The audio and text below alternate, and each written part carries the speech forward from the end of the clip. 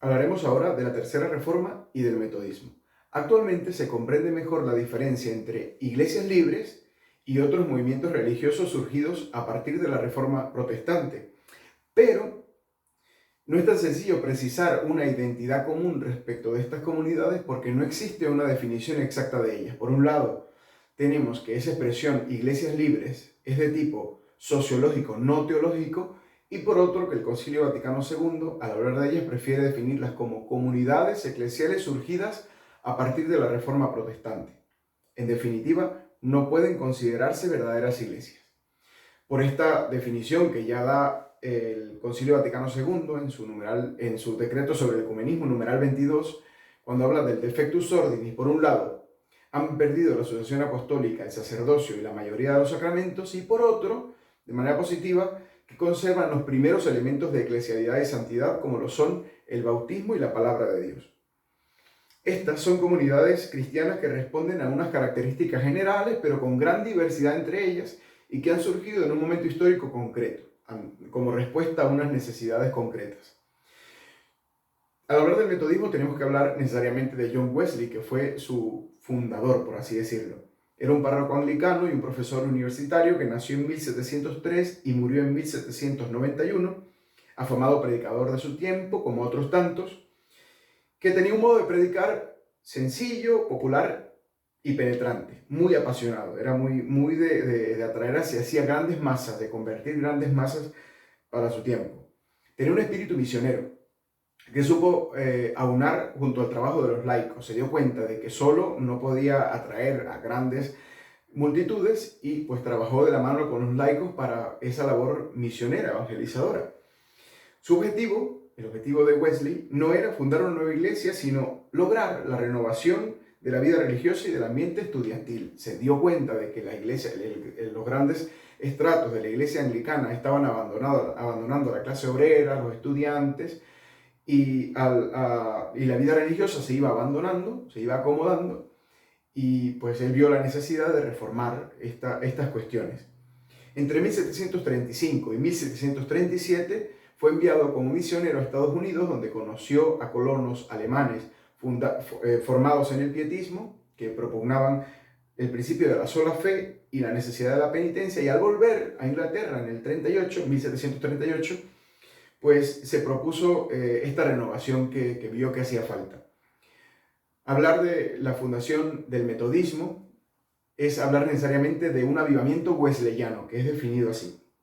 Por un lado tenemos que un grupo de cristianos piadosos, encabezado por Wesley, por su hermano más joven Charles y por George Weidenfeld, buscaban la forma de renovar la iglesia de Inglaterra en el siglo XVIII por medio del estudio centrado en la Biblia, del acercamiento metódico a las Escrituras y de la relación y del impacto que tienen en la vida del creyente.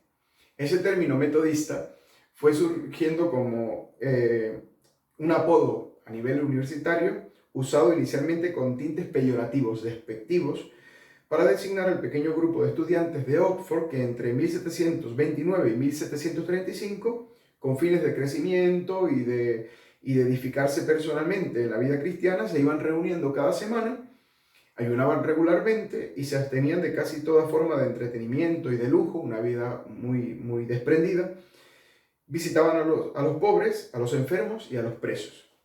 Pero Wesley, cuando fue escuchando el término metodista, llegó a decir: desearía que el nombre metodista nunca vuelva a ser mencionado otra vez, sino que se perdiera en el eterno olvido. Nadie sabe a ciencia cierta si él no buscaba la fundación de una nueva comunidad eclesial, sino antes bien la renovación de la iglesia de Inglaterra, que era su propósito. Respecto de la Biblia, los metodistas proponen que no reconocen los libros deuterocanónicos, sino los protocanónicos, es decir, los que fueron usados inicialmente en la liturgia, predicaban la universalidad del pecado y de la corrupción de la naturaleza humana, le daban cierta primacía a la palabra de Dios respecto a los sacramentos del bautismo y de la cena, y a diferencia del pietismo, se dedicaron a la conversión de las masas, a la cura de almas y a una intensa vida comunitaria. Los metodistas se reunían cada semana, como hemos dicho, hombres y mujeres de la clase trabajadora, de modesta extracción social. Digamos que este fue lo primero que le atrajo a Wesley, ¿no? Dedicarse a los que estaban un poco marginados de la alta iglesia, a los que no llegaba, digámoslo así, la predicación, y se dedicó a traer cada semana a Ceci a un grupo de personas de clase media o baja económicamente, y fue predicándoles progresivamente.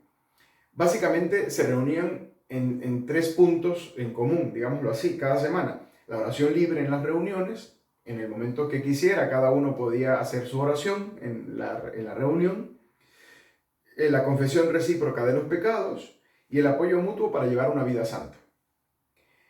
En el seno de la Iglesia Anglicana, ¿qué hizo? Pues hizo surgir un despertar evangélico, que la alta iglesia se diera cuenta que estaba olvidándose de los pobres y necesitados, que estaba acomodándose mucho, y pues dio cierto despertar evangélico. Este despertar evangélico básicamente pues ayudaba a salir al encuentro de las necesidades del pueblo abandonado, y que se pone en primer plano los acentos típicamente protestantes, ponerlos de nuevo de primero: la salvación por la fe, la centralidad de la Biblia y la predicación. Esta era una corriente típica de la baja iglesia, como hemos dicho.